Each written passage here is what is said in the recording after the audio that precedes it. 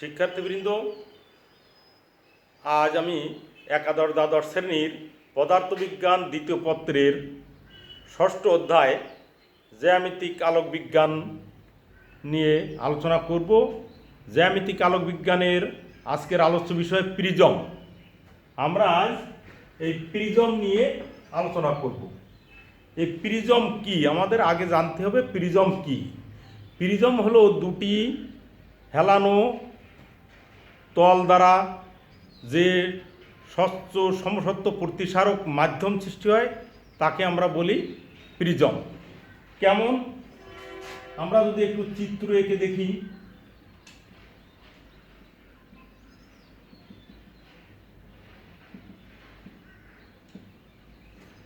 এই রকম একখণ্ড স্বচ্ছ সমসত্ব মাধ্যম আমরা সাধারণত প্র্যাকটিক্যালে কাঁচের প্রিজম ব্যবহার করি, তরলের প্রিজমও আছে। আমরা এই যে একখণ্ড কাঁচটার দুটো তল হেলানো তল, দেখো আমাদের ওই পাশে এই তলটা এবং ডাইন পাশের ওই পাশে ওইখানে এই তলটা, এই দুটো তল হেলানো, এবং আমার সামনে যে তলটা আছে এই তলটা সমতল। এখন ওই দুটো হেলানো তল আমাদের মূলত আলোক রশ্মি ওই দুটো তলের একটিতে পড়বে, একটিতে আপতিত হলে অন্যটি থেকে প্রতিসরিত হয়ে বের হয়ে যাবে। এই জন্য আমাদের মূলত ওই দুটো তলকে কাজে লাগিয়ে আমরা আলোর পরীক্ষাগুলো করি, প্রিজমের সাহায্যে যেসব পরীক্ষা করা হয়। তাই আমাদের প্রিজমের সংজ্ঞায় বলা হয়েছে দুটি হেলানো তল দ্বারা যে সীমাবদ্ধ স্বচ্ছ সমসত্ব প্রতিসারক মাধ্যম তাকে আমরা বলি প্রিজম। এখন এই প্রিজমের মূলত কিন্তু পাঁচটা তল, উপরে একটা তল আছে, নিচে একটা তল আছে, এই টিক চিহ্ন দিয়ে বাম পাশে ওই পাশে একটা তল, ডান পাশে একটা তল, আর আমার এই সাইডে একটা তল, এই তিনটে তল, আর এই দুটো পাঁচটা। এই পাঁচটা তলের উপরের তলটা কিন্তু ত্রিভুজ আকৃতির, নিচের তলটা ত্রিভুজ আকৃতির, আর যে বাকি তিনটে তল এটা আয়তক্ষেত্র আকারের। এই পাঁচটা তল দিয়েই কিন্তু এই কাঁচখণ্ডটা তৈরি। তাই এটা আমাদের দুটো তল এইভাবে বসে রাখলে আমাদের দুটো তল একটু হেলানো রাখা হয়। আমাদের যদি যে কোনো সাইড দিয়ে যদি আলোক রশ্মি পড়ে, তাহলে এখানে যদি আলোক রশ্মি পড়ে তাহলে ওই যে তলের উপর আলোক রশ্মি পড়লো, যেহেতু ওই তলটা এইরকম হেলানোভাবে, তাই তার উপরে তির্যকভাবে আলোক রশ্মিটা পড়ে। তির্যকভাবে আলোক রশ্মি পড়লে সেখানে আলোর প্রতিসরণ হয়। আমরা আলোর প্রতিসরণে জানি যে আলোক রশ্মি যখন এক স্বচ্ছ মাধ্যম থেকে অন্য স্বচ্ছ মাধ্যমে তির্যকভাবে প্রবেশ করে তখন আলোক রশ্মির দিক পরিবর্তন করে, মাধ্যমদ্বয়ের বিভেদ তলে দিক পরিবর্তন করে, লম্বভাবে হলে দিক পরিবর্তন করে না। তাই আমাদের এখানে এই তলটায় হেলানো তল নেওয়া হয়েছে। তাহলে আমরা প্রিজম সম্পর্কে একটু ধারণা পেলাম। এটাই আমাদের একটা প্রিজম। এই প্রিজমের আরও একটা জিনিস, মেইন জিনিস যেটা জানতে হবে, আমাদের বিভিন্ন পরীক্ষার সময় আমরা বলি প্রিজমের প্রধান ছেদ। আমরা যেখানে আলোক রশ্মিটা ফেলি, এখান থেকে আলোক রশ্মি যে এই তল দিয়ে ভেদ করে এই পাশের তল দিয়ে বের হয়ে যাবে, তাহলে যে লেভেল দিয়ে আলোক রশ্মিটা গেল ওখানে যদি আমরা ছেদ করি, অর্থাৎ কেটে ফেলি, এই লেভেল দিয়ে যদি আমরা কেটে ফেলি, তাহলে এখানে এরকম একটা তল পাওয়া যাবে। কেটে ফেললে এরকম একটা তল ওখানে পাওয়া যাবে, অর্থাৎ উপরের তলটা যেমন তেমন একটা তল ওইখানে পাওয়া যাবে। যেহেতু যে তল বরাবর আলোক রশ্মিগুলো গেল সেই তল বরাবর আমরা ছেদ করে বা কেটে যে সমতল পেয়েছি ত্রিভুজাকৃতির, ওই তলটাকে বলা হয় প্রিজমের প্রধান ছেদ। সেজন্য আমাদের পর্যবেক্ষণের ক্ষেত্রে আমরা বলি, মনে করি এবিসি একটি প্রিজমের প্রধান ছেদ, তখন আমরা এরকম বলি এ বি সি একটি প্রিজমের প্রধান ছেদ। এই তলটা যেমন এটাও একেবারে একই, এইখান থেকে কেটে ফেললেও এইটা এ, এইটা বি, এইটা সি হয়। তাই আমরা প্রিজমকে কেটে ফেললেও যে আকার হয়, না কাটলেও উপরের তলটা একই আকৃতির হয়।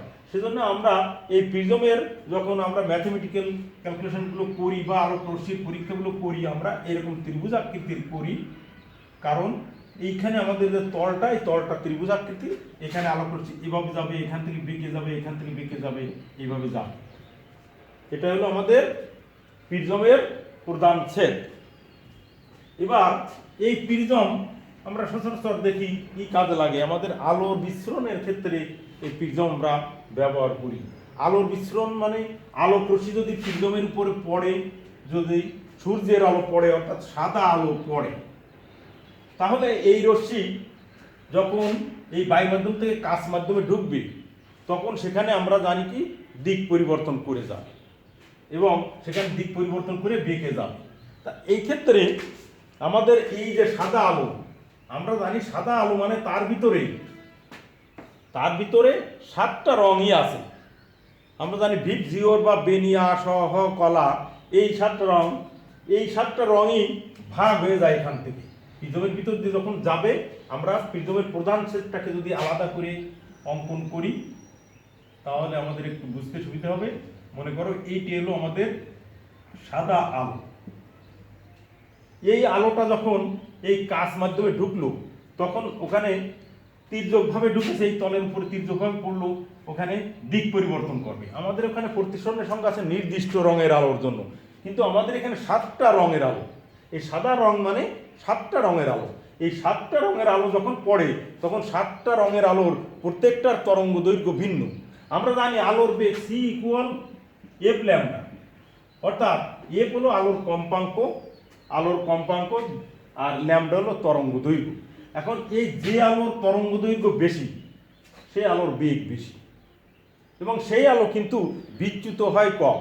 সেজন্য আমরা এখানে যদি আমাদের আলো রশ্মি বেঁকে যায়, এরকম বেঁকে গেল, আমরা 7টা রঙে ভাগ হয়ে বেঁকে যাওয়ার চিত্রটা যদি এভাবে অঙ্কন করি 3 4 5 6 7, এখানে আমাদের যে রং এইটি হলো বেগুনি, বেশি বেঁকে গেল। আমরা জানি বেগুনি আলোর বিক্ষেপণ বেশি, তাই তারা বেশি বেঁকে গেল। আর এইটা হলো লাল আলোর তরঙ্গ দৈর্ঘ্য সবচেয়ে বেশি, সেজন্য সে কম বেঁকে গেল, সেই আলো কম বেঁকে গেল। আর বেগুনিটা বেশি, বেগুনিটার তরঙ্গ দৈর্ঘ্য ক্ষুদ্র, তাই তার বিক্ষেপণ বেশি, তাই সেটা বেশি বেঁকে গেল। আর লালটা কম বেঁকে গেল। আর বাকিগুলো এইটা নীল, এইটা আসমানি,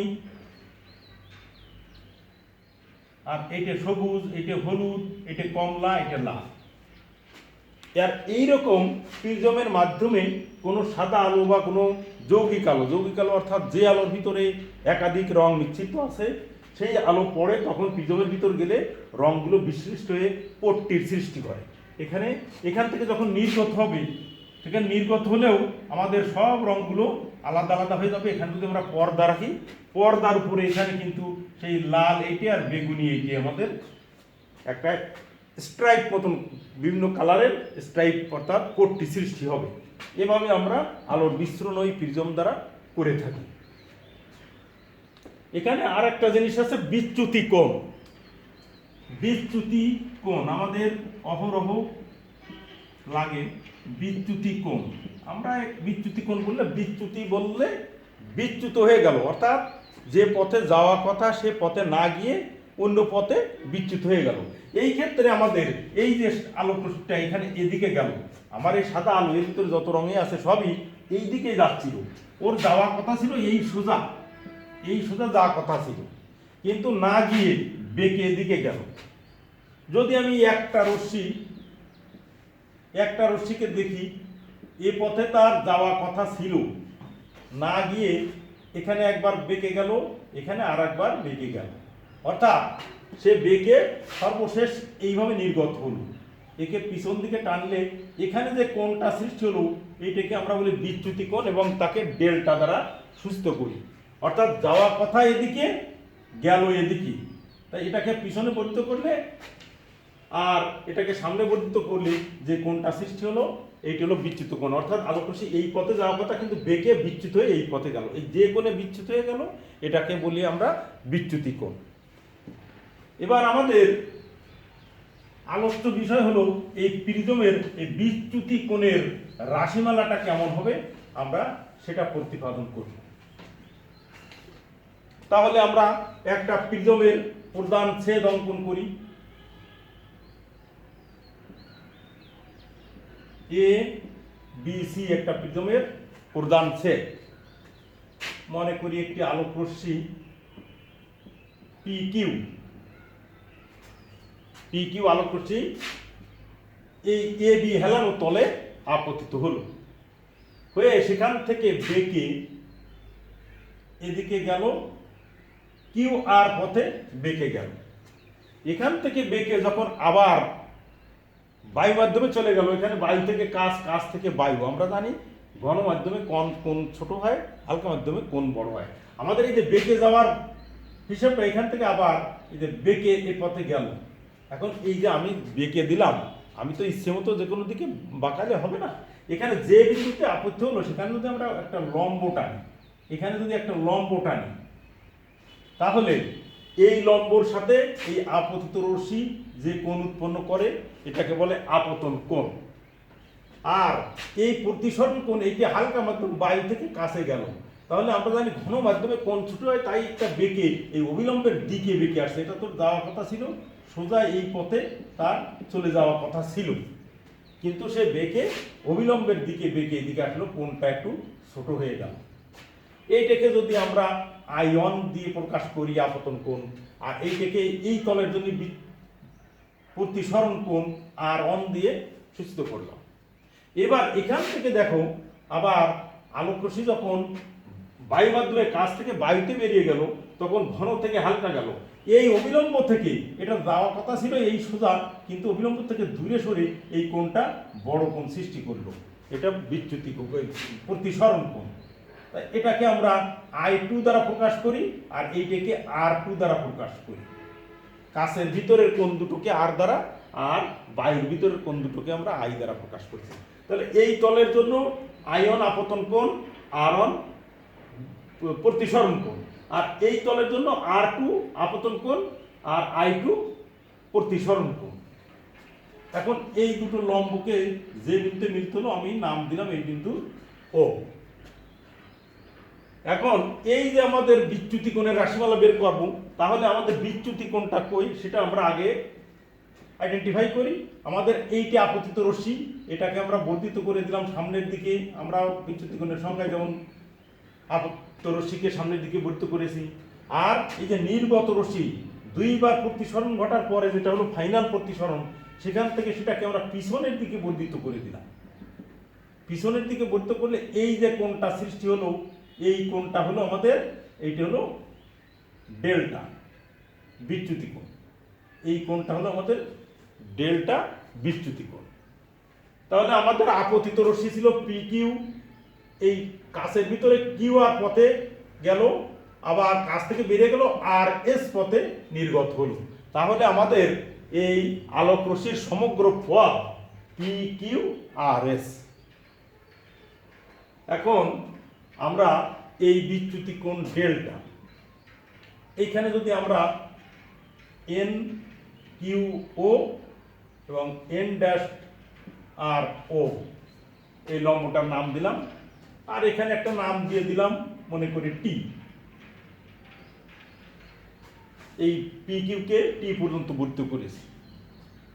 এখন আমাদের এই বিচ্যুতি কোণ ডেল্টার রাশিমালা কি হবে সেটা আমরা এবার নির্ণয় করব। তাহলে আমাদের দেখো এখানে A Q O R একটি চতুর্ভুজ, একটি চতুর্ভুজ A Q O R একটি চতুর্ভুজ। চতুর্ভুজের চার কোণের সমষ্টি 4 সমকোণ। তাহলে আমরা এখানে বলতে পারি A কোণ প্লাস O কোণ প্লাস A কোণ প্লাস Q কোণ প্লাস O কোণ প্লাস এই Q কোণটাকে আমরা AQO, এখানে আমরা ক্লিয়ার করে লিখি AQO। আর O কোণ তো একটাই আছে, O কোণ প্লাস এটা হলো O আর A কোণ, এইটা মিলে হলো 4 সমকোণ। 4 সমকোণ। এবার এই যে একটা ত্রিভুজ,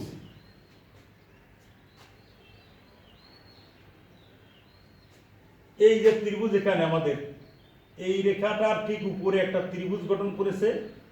এই বিন্দুর নাম আমরা মনে করি PQRST, এই বিন্দুর নাম দিই আমরা ইউ। তাহলে আমাদের ইউ কিউ আর এই যে ত্রিভুজটা, এই ত্রিভুজটার ক্ষেত্রে আমরা বলতে পারি ইউ কিউ আর এই ত্রিভুজের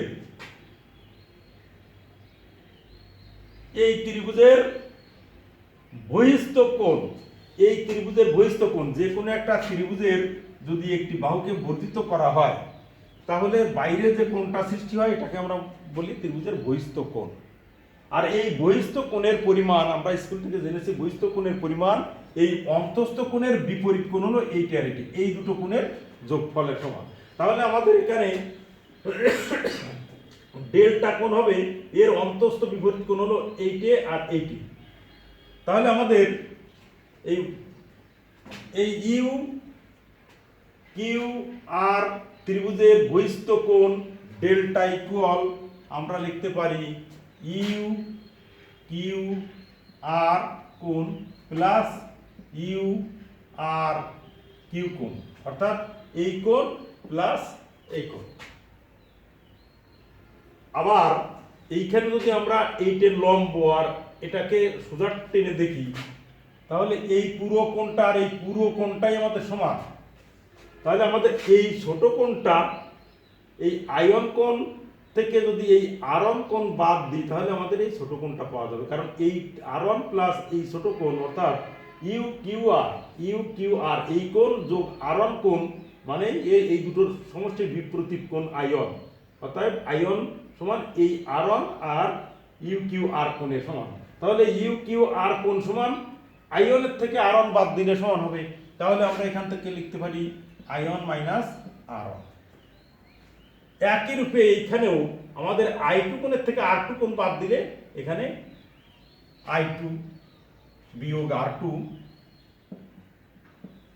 বিয়োগ করলে আমাদের ইউআর ও কোণ পাওয়া যায়। এটাকে যদি আমরা একটু সরল করি তাহলে আয়ন প্লাস I2 মাইনাস কমা নিলাম, তাহলে R1 প্লাস R2। আর এইখানে আমাদের এই চতুর্ভুজ থেকে পেয়েছি 4 সমকোণ।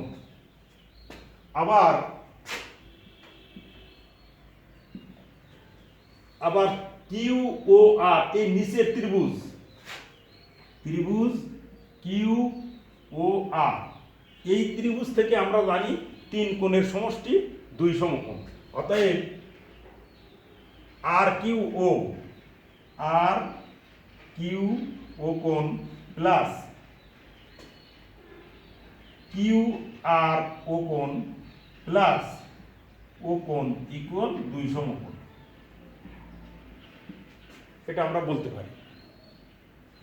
এখন এইটা 2 সমকোণ আর এইটা মিলে 4 সমকোণ।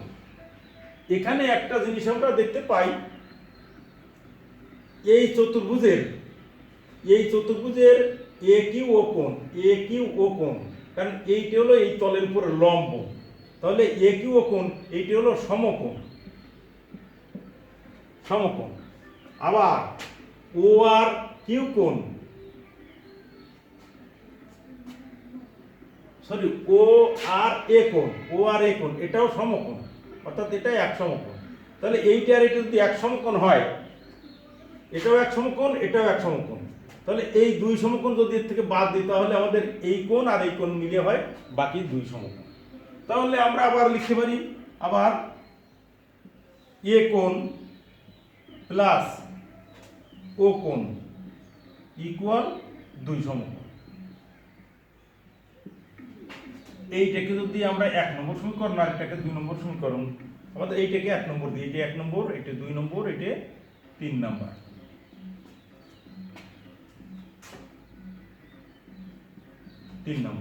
এখন 2 আর 3 নং সমীকরণের এইটুকু 2 সমকোণ, এইটুকু 2 সমকোণ, তাহলে আমরা এইটুকু আর এইটুকু সমান লিখতে পারি।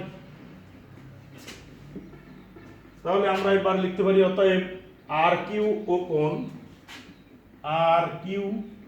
কোণ প্লাস কিউ আর ও কোণ প্লাস ও কোণ ইকুয়াল এ কোণ প্লাস ও কোণ।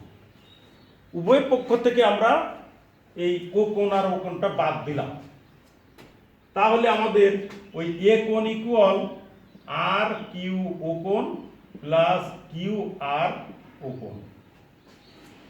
দেখা যাক এই যে আর কিউ ও কোণ অর্থাৎ আর অন, এটাকে আমরা লিখতে পারি ইকুয়াল আর অন, আর এখানে কিউ আর ও কোণ, কিউ আর ও কোণ সমান আর টু। অতএব আমরা আমাদের এই সমীকরণে আছে আর ওয়ান প্লাস আর টু, আর এখানে আমরা এ কোণ মানে অতএব এ কোণ ইকুয়াল আর ওয়ান প্লাস আর টু। এখন এই আর ওয়ান প্লাস আর টু এর মান যদি আমরা 1 নং সমীকরণে বসিয়ে দিই এই সমীকরণে, তাহলে আমাদের হবে I one plus I two minus A কোণ ডেল্টা ইকুয়াল, অতএব লিখতে পারি delta equal I one plus I two minus A কোণ।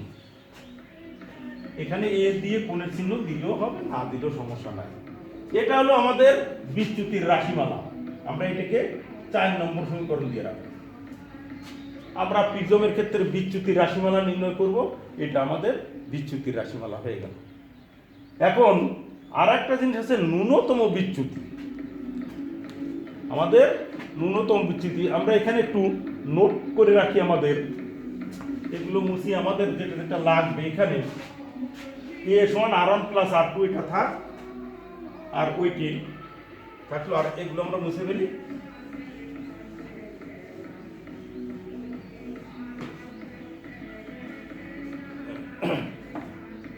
এখন ন্যূনতম বিচ্যুতি একটা কথা আছে, ন্যূনতম বিচ্যুতি কোণ, ন্যূনতম বিচ্যুতি কোণ। ন্যূনতম বিচ্যুতি কোণ হলো আলোক রশ্মি আপত্য রশ্মি অবিলম্বের সাথে যে কোণ উৎপন্ন করে এটা আপতন কোণ, আর এই পরের তলে অর্থাৎ দ্বিতীয় তলে নির্গত রশ্মি অবিলম্বের সাথে যে কোণ উৎপন্ন করে এটা নির্গত কোণ। এখন এই আপতন কোণ আর নির্গত কোণ আমাদের একটা সময় সমান হয়ে যায়, কখন? যখন এই বিচ্যুতি কোণের মান সবচেয়ে কম হয়। অর্থাৎ আমাদের এই বিচ্যুতি কোণ ডেল্টার মানটা কিন্তু নির্ভর করে আমাদের এই আপতন কোণ আইওনের উপরে। এই আইওনটা যদি আমাদের ছোট থাকে, বিচ্যুতি কোণটা থাকে বড়। এই আইওনের মান যদি আমরা ক্রমান্বয়ে বাড়াতে থাকি, বিচ্যুতি কোণের মান ক্রমান্বয়ে কমতে থাকে। কমতে কমতে এই আপতন কোণ বাড়ানো হচ্ছে, বিচ্যুতি কোণ কমছে, কমতে কমতে একটা সর্বনিম্ন মানে পৌঁছার পর এই বিচ্যুতি কোণ আর কমে না। তখন আপতন কোণ যদি আরও একটু বাড়াই, তাহলে বিচ্যুতি কোণ আবার বাড়া শুরু করে, আর না কমে বাড়া শুরু করে। অর্থাৎ আপতন কোণের মান বাড়াতে থাকলে বিচ্যুতি কোণের মান কমতে থাকবে, বিচ্যুতি কোণের মান কমতে কমতে একটা সর্বনিম্ন মানে যখন পৌঁছাবে, তখন আপতন কোণকে আর বাড়ালে বিচ্যুতি কোণ আর কমবে না, সেটা আবার বাড়া শুরু করে দেবে। এই বিচ্যুতি কোণের সর্বনিম্ন মানটাকে হলো ন্যূনতম বিচ্যুতি কোণ।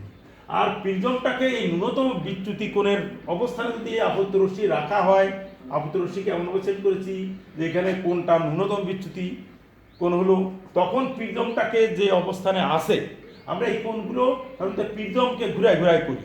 আলোক রশ্মিকে পরীক্ষাগারে সঠিকভাবে সেট করে আমরা এটা স্পেকট্রোমিটারের টেবিলের উপর প্রিজমকে বসাই।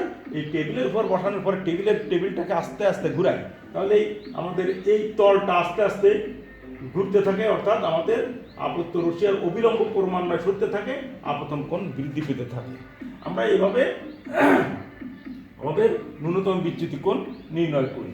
এখন এই প্রিজমটা যে অবস্থানে ঘুরাইলে, টেবিল ঘুরাইলে যে অবস্থানে রাখলে কোনটা বিচ্যুতি কোণটা ন্যূনতম হয়, প্রিজমের ওই অবস্থানকে বলা হয় ন্যূনতম বিচ্যুতি অবস্থান। ন্যূনতম বিচ্যুতি অবস্থান অর্থাৎ ন্যূনতম বিচ্যুতি অবস্থান বলা হয় প্রিজমে। এই ন্যূনতম বিচ্যুতি অবস্থানে তখন আমাদের আই1 আর I2 সমান হয়, R1 ও R2 সমান হয়ে যায়। তখন আমাদের কোণটা হয় সর্বনিম্ন, তখন আমরা বলি এই বিচ্যুতি কোণ ডেল্টা তখন সর্বনিম্ন হয়, অর্থাৎ ডেল্টা এম, ডেল্টা মিনিমাম হয়ে যায়। তাই আমরা বলতে পারি ডেল্টা ইকুয়াল ডেল্টা এম। এখন এই মানগুলো যদি আমি এই সমীকরণে বসিয়ে দিই, R1 এইখানে যদি R1 আর R2 যখন সমান হয়, তাহলে দেখো এই সমীকরণ থেকে আমরা বলতে পারি A equal R1 plus R1, অর্থাৎ R2 সমান R1 আমরা বসিয়ে দিলাম, তাহলে এটা হয় 2R1। তাহলে এখান থেকে লিখতে পারি অতএব R1 ইকুয়াল A/2। আর এইখানে যদি আমরা বসাই, তাহলে ডেল্টার জায়গায় বসাবো ডেল্টা এম, আয়নের জায়গায় আয়ন থাকলো, যেহেতু আমরা এখানে R1 রেখেছি এটাকে আয়ন রাখবো, আয়ন এবং I2 যেহেতু সমান সেহেতু আমরা I2 পরিবর্তেও আয়ন লিখবো -A। লিখলে এ কোনই বোঝায়, কোন চিহ্ন না দিলেও সমস্যা নাই। এবার আমাদের এখান থেকে আমরা যদি লিখি delta M plus A equal to I one, অতএব I one equal delta M plus A বা A plus delta M by 2। এটা হলো যখন ন্যূনতম বিচ্যুতি অবস্থানে আয়নের মান এরকম আসে আর R1 এর মান এরকম আসে। তাহলে আমরা এখান থেকে আমরা এই প্রিজম উপাদানের প্রতি স্বর্ণাঙ্ক কত তাও আমরা এখান থেকে বের করতে পারি। আমরা যদি এবার প্রতি স্বর্ণাঙ্ক কত আমরা জানি, প্রতি স্বর্ণাঙ্কের সংজ্ঞা থেকে স্নেলের সূত্র, দ্বিতীয় সূত্র স্নেলের সূত্র থেকে জানি, প্রতি স্বর্ণাঙ্ককে আমরা যদি মিউ দ্বারা প্রকাশ করি তাহলে আপতন কোণের সাইন আর প্রতিসরণ কোণের সাইনের অনুপাতকে বলা হয় প্রতিসরণ কোণ। তাহলে আপতন কোণ I1 আর প্রতিসরণ কোণ এখানে R1, তাহলে আমরা sign I1 by sine R1 কেন বসাতে পারি। এবার যদি আমরা I1 এর মান এটা বসিয়ে দিই তাহলে হবে sine E plus delta M by 2 by sine R1 এর ক্ষেত্রে বসাই দেবো E/2।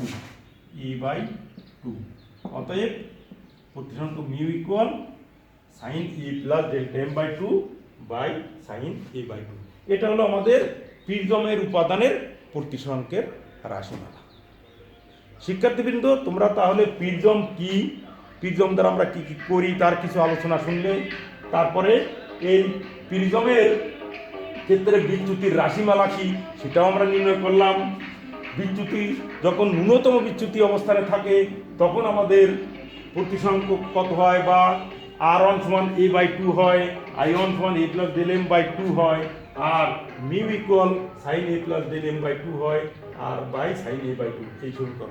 এই সমীকরণ দিয়ে আমরা এই প্রিজমটার উপাদানের প্রতিসংখ্য নির্ণয় করতে পারি। এই প্রিজমটা যদি কাঁচের হয় তাহলে আমাদের এই ফর্মুলা দিয়ে আমরা কাঁচের প্রতিসংখ্য নির্ণয় করতে পারি। যদি কোনো তরলের হয় তাহলে আমরা সেটাকে তরলের প্রতিসংখ্য নির্ণয় করতে পারি। তোমরা হয়তো তরল শুনে অবাক হচ্ছ, তরলে কি করে হয়। আমরা প্র্যাকটিক্যাল ল্যাবেও আমরা পানির প্রতিসংখ্য নির্ণয় করতে পারি প্রিজম পদ্ধতিতে। আমরা পাতলা সেলুলয়েড দিয়ে তৈরি একটা ফাঁপা প্রিজম, যার উপরের প্রান্তে এইরকম একটা প্রিজম, যার উপরের পাশ এখানে ছোট একটা ছিদ্র থাকে, এই ছিদ্র দিয়ে এই যে ফাঁপা পাতলা সেলুলয়েড দিয়ে করা, ওর ভিতরে পানি ঢুকে আমরা এটার প্রতিসংখ্য নির্ণয় করি। আমরা বলতে পারি কাঁচের পানির প্রতিসংখ্য। এখানে যদি কেরোসিন ঢুকোই তাহলে কেরোসিনের প্রতিসংখ্য আমরা এইভাবে নির্ণয় করতে পারি। তাহলে তোমরা এই প্রিজম কি, প্রিজম সম্পর্কে অনেক কিছু জানলে। আমরা এরপর আগামী ক্লাসে দেখবো, এরপরে আমাদের সিলেবাস অনুসারে যেটা আছে সেটা নিয়ে আলোচনা করব। ততক্ষণে তোমরা ভালো থাকো, সুস্থ থাকো। সবাইকে ধন্যবাদ।